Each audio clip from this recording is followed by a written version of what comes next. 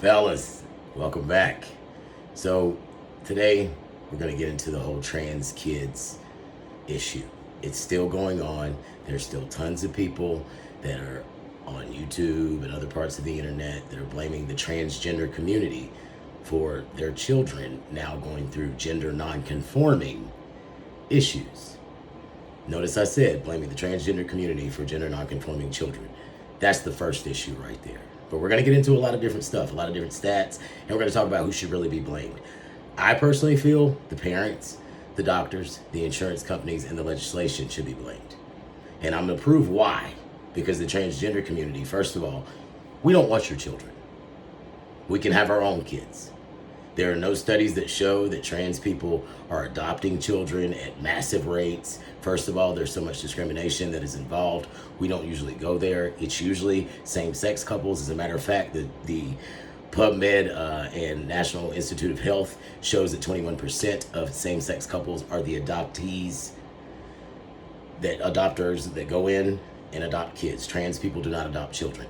We do not care about your feral ass kids. And I say feral because most kids right now are in dire straits.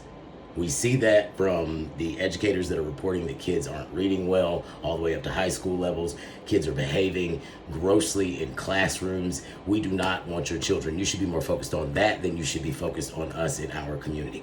This is Dr. Liam. I am a human movement scientist and a research scientist master trainer, and we're about to get into this shit. I'm also a trans man of going on 30 years now. Been a long time. Going on 30 years now since I transitioned, and I come from cis hetero parents, just like 90% of us do. Kind of have to. None of us are raised trans, and I couldn't tell you how to raise a kid transgender. I don't know how to raise a child gender non-conforming, but apparently parents do. Because when I searched exactly this search, I typed in parents validating themselves through their children's gender non-conforming gender identity statements. I can't tell you how many endless pages of parental support groups came up. In these parental support groups, they have parents that are guiding each other as to how to help their children become more gender nonconforming. The mean age for the study that I looked at, which was 70,000 people, was 13 years old. 77% of these people were white females that were aiding their kids in these support groups. The support groups, they have more support than there's actual information on gender nonconforming kids. More information on how to get support to help your child be obscure about their gender than there is about the actual proof that a gender nonconforming child grows into a transgender or gender nonconforming adult. So there you have that. Parents validating themselves through their kids' gender identity has become a phenomenon, and I blame most of that on the issue. Why? Because we do not grow up in homes that promote transgenderism. We grow up in homes where we have parents with gender roles and we identify with one or the other. And I'm talking male to female and female to male. I'm not talking gender nonconforming. I'm not talking gender fluid. I'm not talking gender umbrella. I am talking transgender, transsexual people. It is time to get it right. These kids are not trans kids. These are gender nonconforming children. The children that are transgender children, these kids actually do grow into transgender adults. And you can search online and find several examples of transgender. Now, I don't get into all that because they're not my kids. I knew I was different from a very young age. Didn't have a word to put on it, and I've always said I'm happy about that because that allowed me to grow into who I am. When I figured out who I was, I knew exactly how to label it because I had time without pressure from other places. For example, in school, let's get to the administrators and how we should blame them. In states like Alabama and Virginia, a teacher can actually report when a child is not conforming to the gender norms that are around them. If they're wearing different clothes, if they're going by a nickname, they can actually pinpoint for themselves and then tell parents. That is very dangerous because now you're telling human beings who, A, can't take shit in context the right way, most of the time, and B, may have their own personal views imposed on this child now. What if it's a little girl that's a tomboy? What if it's a little boy that wants long hair? What if it's just a kid that's a little more sensitive? He's more artsy. Whatever happened to emo? What if it's a girl that she just hasn't come into that feminine thing yet? There are plenty of women that are lesbians that are very studly and butchly, but they're very much a woman, and they know that.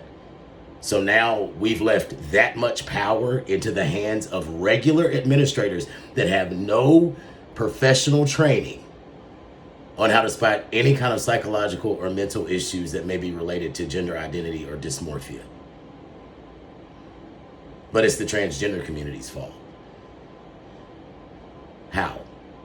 Because drag queens reading to kids, drag queens are not transgender. The books, oh, let's get to the books. I knew somebody would bring that up. The most banned author out of everyone was Stephen King. The top 5 banned authors were all cis hetero people. 2,600 titles were taken away that had nothing to do with transgenderism, gender identity, or any of that. They were just sexually charged in some way, or they mentioned something different like LGBTQ issues. You can count on one hand, well, no, 2, with a couple fingers, as to how many schools had the books in them that had gender obscure issues, gender identity issues for a lower grade reading level. But that's why we have librarians to police that kind of thing. And they were absolutely doing that. It's on record, it's proven. There's been a sharp decline in gender non-conforming youth per a FIRE survey that was done. FIRE is a research group. In 2023, 2024, well, 2023, 2022, 6.8% of kids. I'm gender non-conforming. 2024, this administration pops up, it drops down to 3.6. Those numbers alone should tell you that this is a persuasive thing that happened to these children during the most persuasive time of their life, prepubescent, which is absolutely wrong. And the angle that they're trying to take is that a community that is 1% of the population is influencing all this. People love to bring up that we're 1% of the population when it's, oh God, you guys talk about trans issues in the Democrat Party and they're only 1%. We're also the same 1% that's not influencing the children that live in your homes. You are their parents. Your nannies don't even like your kids half the time. You just pay them. How do I know? I know nannies. We will not be blamed for your shortcomings or your gentle parenting or encouraging stuff from children to run your household. Is it right to stifle a child or prevent them from expressing themselves? No, but I can't and won't try and tell you how to raise your kids, but you will not try and blame it on me whenever your children are coming to you and telling you I'm this, that, and the other, and you're saying, okay, and then running and getting support for yourself. Now let's go to the doctors. The doctors. Male to female and female to male surgeries are what started it. Transgender reassignment surgery. Once the gender non-conforming, gender fluid, gender umbrella came in, now it's, well, these surgeries don't reassign gender. They don't define everyone. They help a mental illness called dysmorphia. Bullshit. You cannot speak for us all. When 60% of female to male and 40% of male to female are having these surgeries permanently over the age of 18 when we plenty grown. Now let's talk about why it was pushed on the kids, because it's profitable.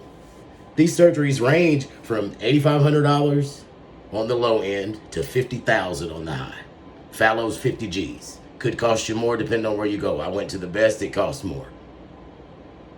Top surgery can cost you anywhere from $8,000 to $25,000. I went to the best, it costs more. This is a very profitable business, and it skyrocketed to over 318% in some categories. 600% for top surgery. And now you have people coming back saying, well, I got them cut off and I wasn't meant to. That was your bad.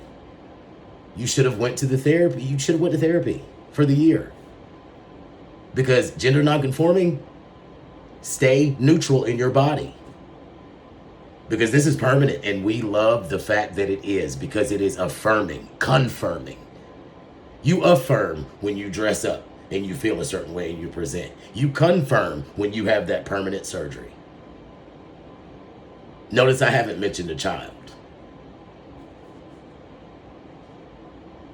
Blame yourselves for your shortcomings with your children.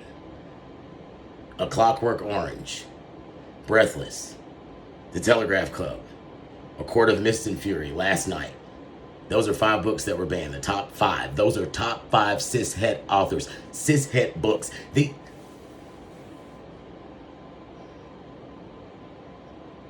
An agenda is absolutely what is on the table, and it is not being presented by transgender people. We don't issue hormones. We don't do surgery. We don't have support groups for kids. We don't have allyship for parents. No, we don't do that.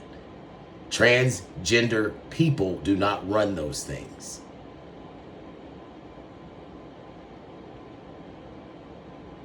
I've been to several conferences where children have not been included because we have our own shit we have to worry about. Look at all the support kids have.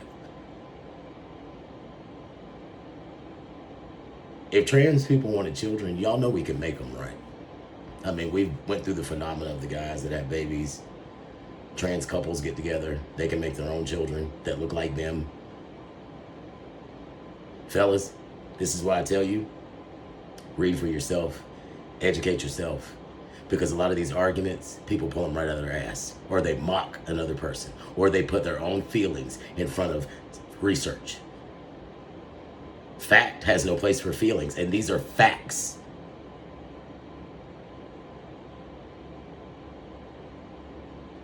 I'll see y'all in the next one. Take care of yourselves. Don't blame yourself for someone else's bullshit. And the next time someone tries to blame the trans community for an agenda, ask them, what is this agenda? Where's your proof? Oh, well, do you know what transgender is? Oh, well, you know that's gender non-conforming, right? That's gender fluid. And be through with it. Like, subscribe. I'm out.